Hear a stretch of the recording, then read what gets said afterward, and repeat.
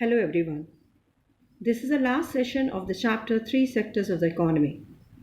Here we are going to cover the classification of sectors on the basis of the working conditions as organized and unorganized sector and on the basis of the ownership as private and public sector.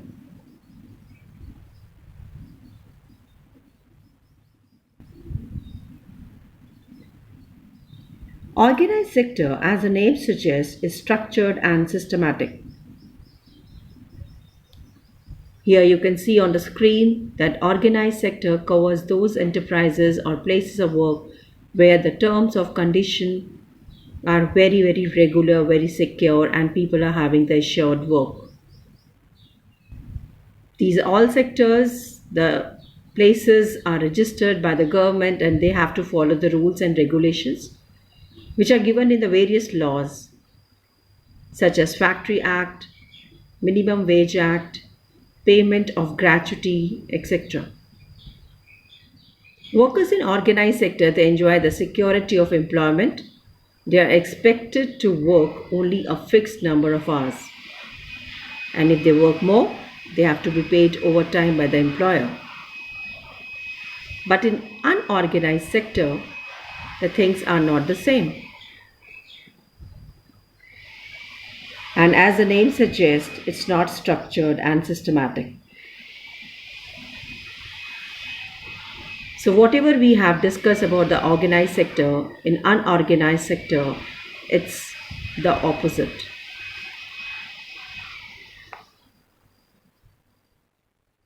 Here you can see it on the screen that we have the pictures of unorganized sector and organized sector. The pictures talk about the workers employed in unorganized sector, they're casual laborers, vegetable vendor.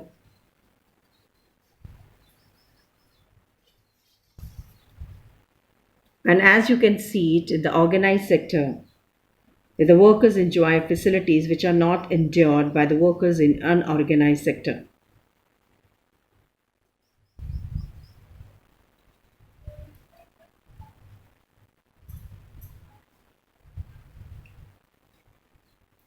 The government has taken steps to protect the workers under unorganized sector.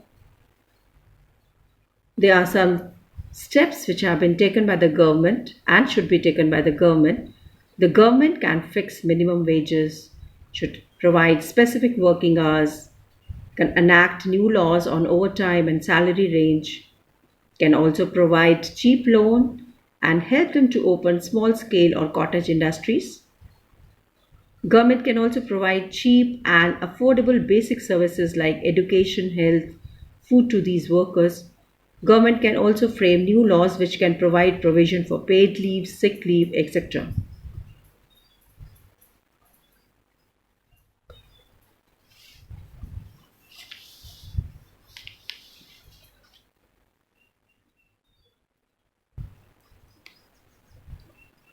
Here we have given the examples of the workers in the unorganized sector. They are landless, agricultural laborers, small and marginal farmers, sharecroppers, artisans, and so on.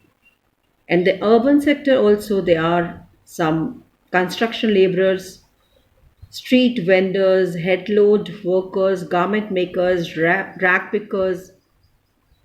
And we also find that majority of the workers from scheduled caste tribes and backward communities find themselves in unorganized sector.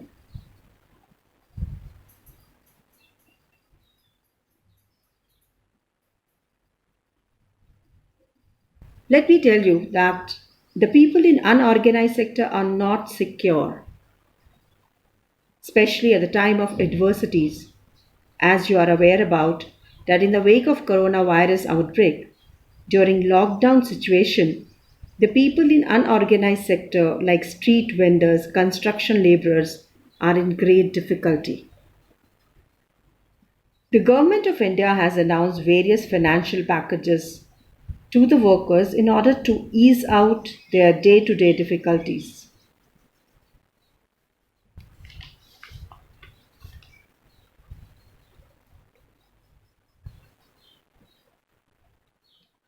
Now, on the basis of ownership of the resources, Sectors are classified on the basis of public and private sector.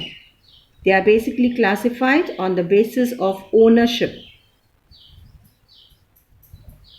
When the resources are owned by the government, that comes under public sector, whereas the resources are owned by the group of individuals or an individual, it comes under private sector.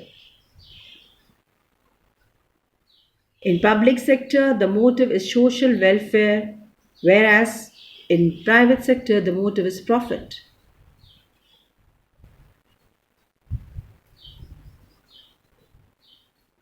You can see this on the screen. We have different examples.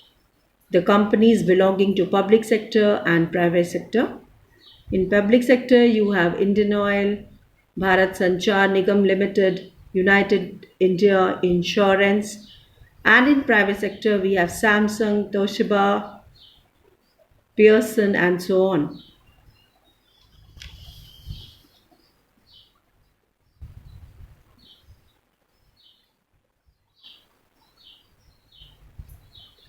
Role of government in public sector.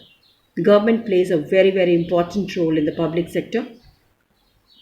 As it is given on the screen, the development of infrastructure, government has a role to play to make sure that the infrastructure like transport, power communication, basic industries, they should be well put up.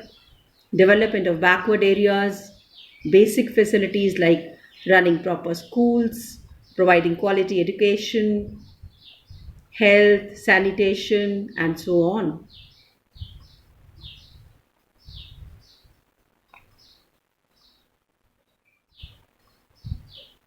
So let us recap. In this particular chapter, we have tried to do the best in terms of classification of sectors of the Indian economy on the basis of the nature of the job as primary, secondary, and tertiary sector, on the basis of the working condition as organized and unorganized, and on the basis of ownership, private and public sector.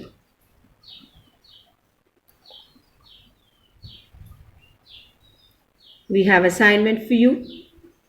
The first question says, do you agree that agriculture in India takes place in the unorganized sector? Give 3 points.